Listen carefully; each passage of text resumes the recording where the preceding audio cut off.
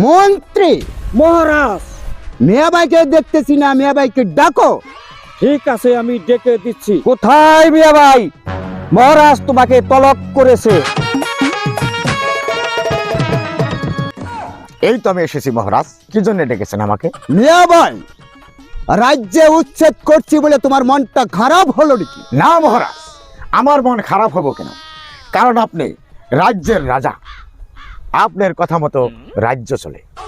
আপনার কথা মতো অফিস আদালত কোর্ট কাছারি এবং থানা আপনার কথাই চলে।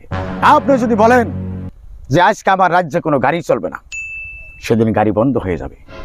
গতিকে আপনি যা সিদ্ধান্ত নেন সেটা ভেবেচিন্তেই নেন, এবং নোটিশের পর নোটিশ আপনি দিতেছেন, আবার উচ্ছেদের পর উচ্ছেদ, উচ্ছেদের পর উচ্ছেদ আপনি করতেছেন মহারাজ। তাই আমার মন খারাপ হওয়ার কোনো কথা নাই, কারণ রাজ্যের জমি দেখাশোনার দায়িত্ব আপনার মহারাজ। আর আপনি যেটা ঠিক ভেবেছেন সেটা ঠিকই হবে, কারণ আমার কোনো মন খারাপ করার কোনো কথা নাই মহারাজ। কিন্তু একটা কথা মহারাজ, আপনি মানুষের ঘর বাড়ি ভেঙে আপনি চুরমার করে দিয়েছেন মহারাজ। আবার কিছু কিছু মানুষের মন আপনি 1 টুকরা 2 টুকরা 3 টুকরা 4 টুকরা করে দিয়েছেন।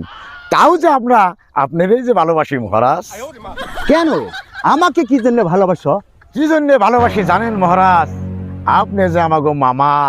হ্যাঁ মিয়াবাই, তুমি ঠিক বলেছো, আমি তোমাদের মামা। আবার আমাগো মার ভাই। মিয়া ভাই, তোমার মাথায় বুদ্ধি আছে, তুমি ঠিক ধরেছো, আমি যে তোমার গো মার ভাই। আবার আমাগো বাবার শালা।